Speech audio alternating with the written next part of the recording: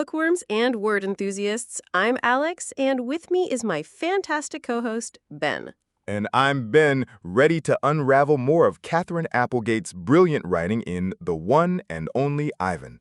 Today, we're taking a deep dive into pages 56 through 66, covering chapters from introductions to the parking lot. We're going to pull out those fantastic worth-learning sentences and vocabulary words and really discuss their meaning and how to use them. Exactly. These chapters are packed with emotional connections and subtle shifts in Ivan's perspective, and we want to explore that language with you. Let's jump right in with the chapter Introductions on page 56. That first sentence sets up a great contrast. "Hello," says a small, clear voice. "I'm Ruby." "Are you a monkey?" Ruby asks. Certainly not. This initial interaction introduces Ruby's innocent curiosity and establishes the distinct identities of Ivan and Bob with a touch of humor. And then this tragic revelation. Before the circus, I used to live with my mom and my aunts and my sisters and my cousins, Ruby says. They're dead. Humans killed them, she says. Who else? Bob asks. And we all fall silent. This heartbreaking moment implies a pivotal shift, forcing Ivan to confront the harsh realities of human cruelty. For vocabulary from this chapter, let's learn traumatic adjective. Its English definition is emotionally disturbing or distressing. You use traumatic to describe an experience that is deeply upsetting or causes emotional shock. For example, witnessing the accident was a traumatic experience for the young child. The second word is uncertain adjective. Its definition is not able to be relied on, not known or definite. You use uncertain to describe a situation or fact that is not known or sure. For example, the future of the company is uncertain after the new manager left. Let's move on to the chapter Stella and Ruby on pages 58 and 59. Here, a beautiful bond forms. Stella cares for Ruby all morning, and Ivan observes. All morning, Stella strokes Ruby, pats her, smells her. Sometimes they just lean into each other, their trunks twirled together like jungle vines. This passage implies the profound natural bond and comforting interaction between Stella and Ruby, highlighting their innate elephant behavior. And Ivan's own reaction to it is wonderful. He says, Stella looks so happy. It's more fun to watch than any nature show I've ever seen on TV. This implies that Ivan's values are shifting, and he's finding more joy in an authentic, natural connection than in artificial entertainment. For vocabulary from this chapter, let's learn entwine, verb. Its English definition is to wind or twist together, interweave. You use entwine to describe two or more things twisting around each other. For example, the climbing vines entwine themselves around the old oak tree. The second word is authenticity, noun. Its definition is the quality of being genuine or true. You use authenticity to refer to the quality of being real or true to its nature. For example, the expert confirmed the authenticity of the ancient artifact. Next up is Home of the One and Only Ivan on page 59. This chapter is about the billboard again, but this time with a new picture. It is. Ivan observes they've added a picture of a little elephant on the billboard. She doesn't look like Ruby. She doesn't even look like an elephant. This implies Mac's continued focus on selling tickets with a commercial image that is inaccurate and fabricated for public appeal. And Ivan's own reaction is complex. He thinks, I've only known Ruby one day, and I could have drawn her better. I wonder if Mac could add a little red hat and a curly tail to the picture of me. This implies Ivan's growing artistic confidence and a subtle critique of Mac's commercial art, even while expressing a desire for attention. For vocabulary here, let's learn lopsided. Adjective. It means with one side lower or smaller than the other, unevenly balanced. You use lopsided to describe something that is uneven.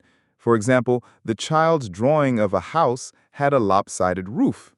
The second word is fabricated, adjective. Its definition is invented or made up, typically with deceitful intent. You use fabricated to describe something that has been created falsely. For example, the witness's story was completely fabricated and did not match the evidence. Next up is art lesson on pages 60 and 61. This is a very important chapter for Ivan's development. It is.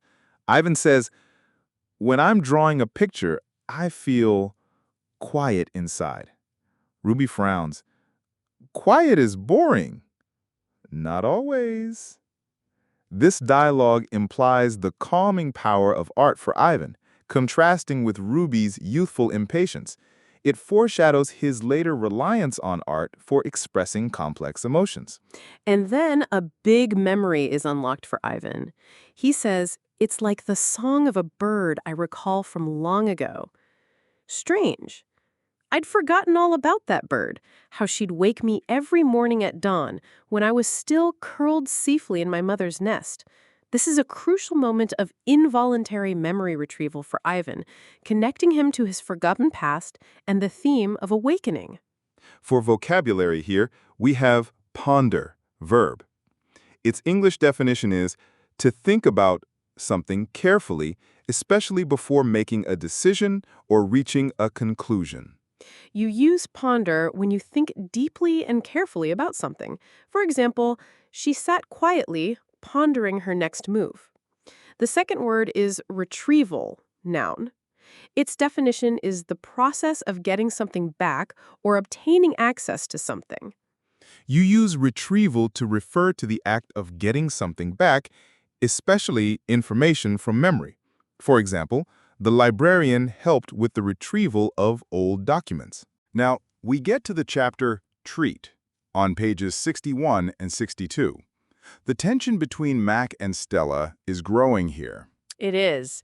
George suggests Mac look at Stella's foot, but Mac, in his typical way, says, "Money's tight, though. Can't be calling the vet every time she sneezes."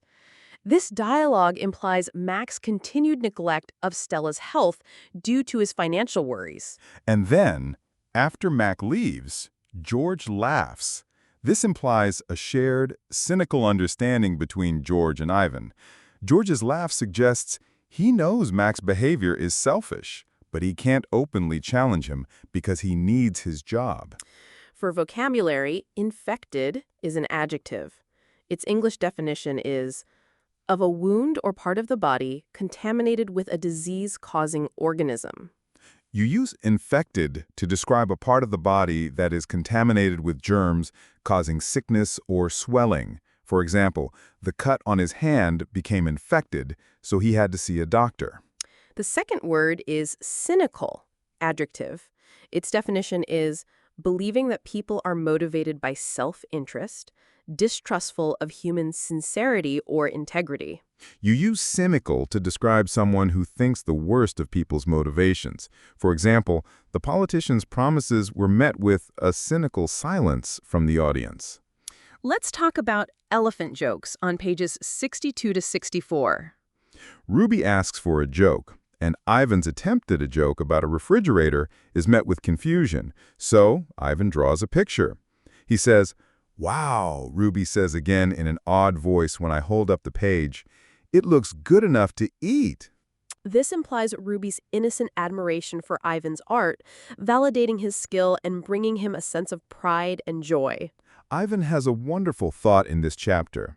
It's a good feeling making Ruby laugh, so I draw another picture and another. This implies Ivan's artistic motivation has shifted from a personal coping mechanism to a way to bring joy and comfort to others, particularly Ruby.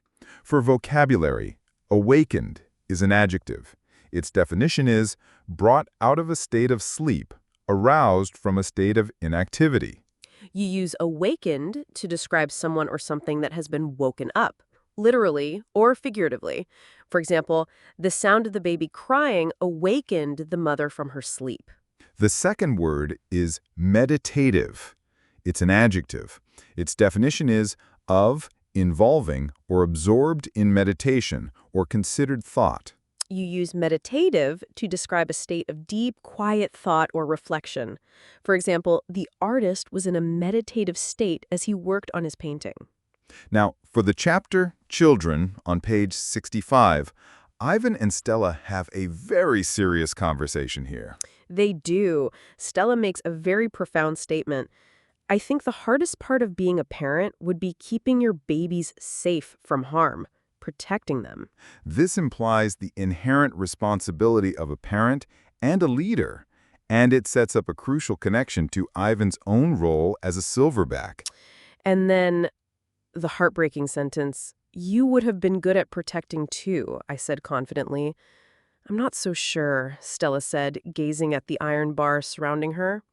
This implies Stella's self-doubt, showing that she feels her captivity has made her unable to fulfill her most basic protective instincts. For vocabulary, contemplating is a verb. Its English definition is to look thoughtfully for a long time at something, to think deeply about something. You use contemplating when you are thinking deeply and carefully about a subject. For example, he stood by the window contemplating the meaning of his dream. The second word is inherent, adjective. Its definition is existing in something as a permanent, essential, or characteristic attribute. You use inherent to describe a quality that is a basic or natural part of something. For example, the inherent strength of a gorilla makes it a natural protector. Let's jump right in with the chapter, The Parking Lot, on page 66. Alex, the first worth-learning sentence from this chapter gives us a great look into Mac's mind. It's gotta be the billboard. People see that baby elephant and they just have to stop and spend their hard-earned cash. That's so telling, Ben. It implies that Mac's happiness is driven purely by financial gain. He sees the animals as a way to make money, confirming his transactional view of them.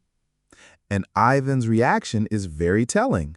I wonder if Mac could add a little red hat and a curly tail to the picture of me. Maybe then more visitors would stop by my domain. This implies Ivan's growing self-awareness and hurt pride. He recognizes that his own boring image is not enough to attract people, and he longs for the same attention as Ruby. For vocabulary from this chapter, let's learn slump, verb. Its English definition is to sit, lean, or fall heavily and without grace. You use slump to describe a tired, heavy, or defeated posture. For example, the tired worker slumped into his chair after a long day on his feet. The second word is commercial, adjective. Its definition is concerned with or engaged in commerce, designed to make a profit.